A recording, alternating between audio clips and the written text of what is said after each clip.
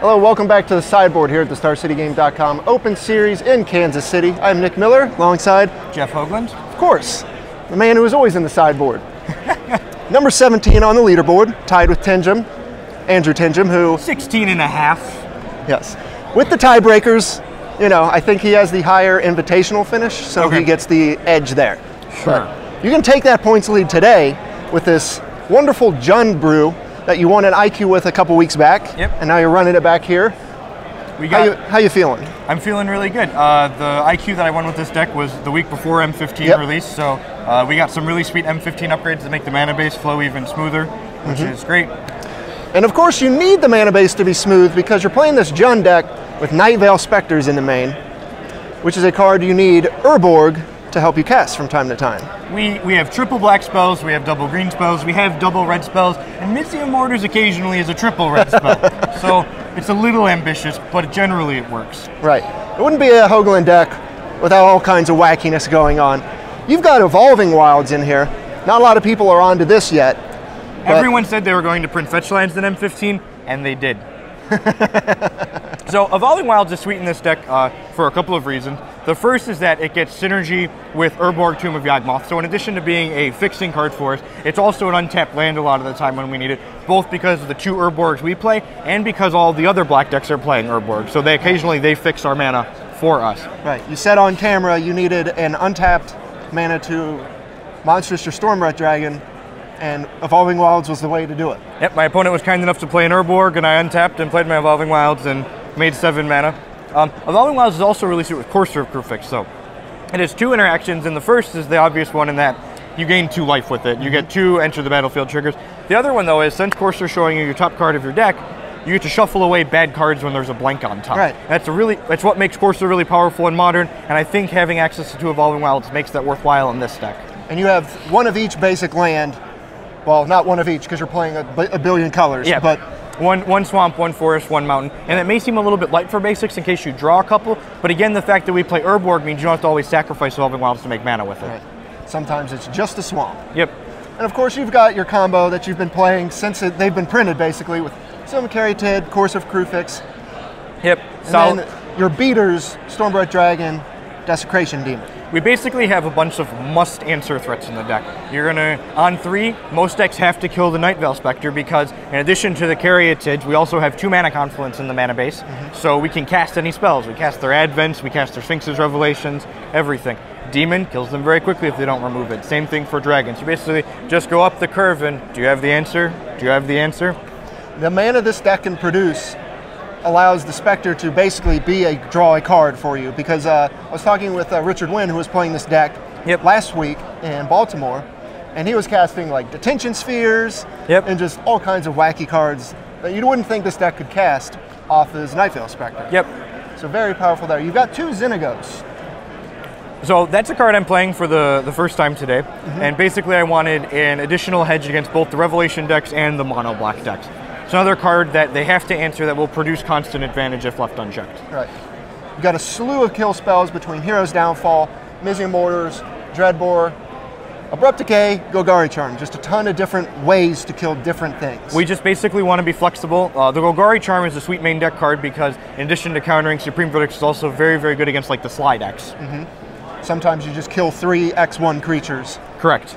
Although I think the biggest all-star in the main deck that catches a lot of people by surprise are definitely the Rakdos' returns. Not a lot of people are expecting those out of the main deck, and the number of times, like in a Jundmere when they're playing traditional monsters, get their last 3 cards, kill their Xenagos, it's very powerful. Yeah, card expected out of the sideboard, but you have 2 copies main. Correct.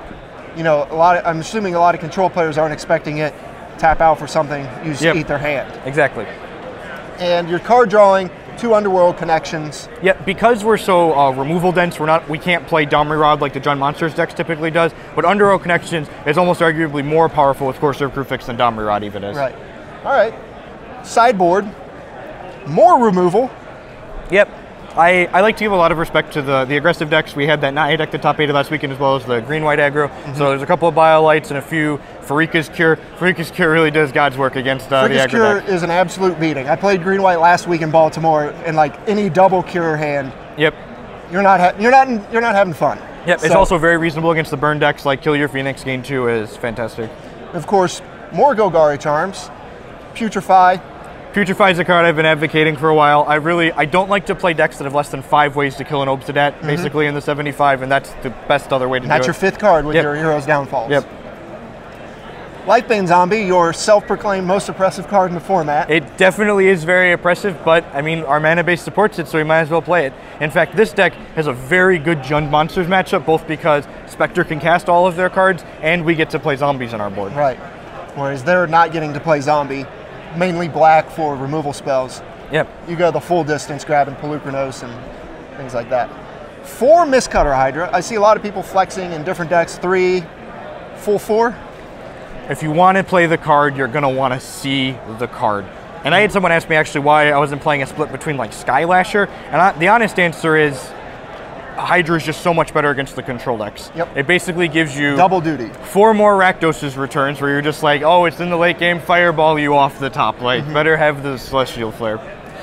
Right, if your deck is not already suited to beat control very well, Mistcutter does both halves basically, where Skylasher is a deck or a card that goes in decks that are good against control already to shore up mono blue. I have a couple of asked me what's the reason to play this deck over like with typical Jund Monsters, and honestly I think the biggest reason is the fact that if you look at our threat base, we're really good at blanking opposing Lifebane Zombies, because that card's a very popular main deck choice. If we're on the play, we can get all of our green creatures out underneath it, and on the draw, I even typically board a Courser or 2 out against the Lifebane Zombie decks, so it's just a 3-1 against us. That's embarrassing. Very importantly, like, your huge threats cannot be Lifebaned. Correct. And Desecration Demon and Stormbreath Dragon, as well as Xenagos, which is pretty good. All right, so if you're moving forward or somebody wants to know why to play this deck, other than just the Jund Monsters variety, why would you recommend this, and like, what is this tuned to really beat?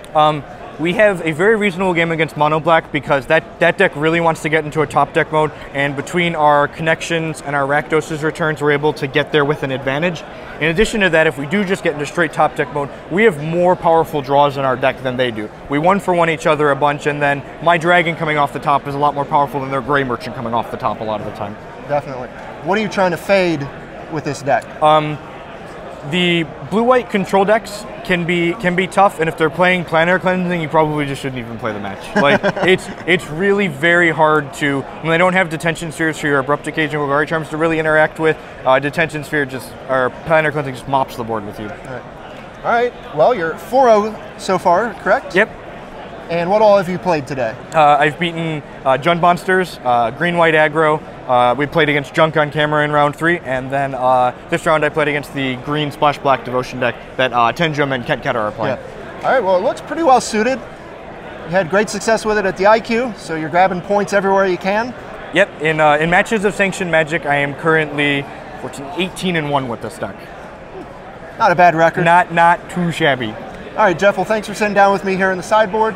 Stay tuned all weekend long here at StarCityGames.com for all the action in Kansas City.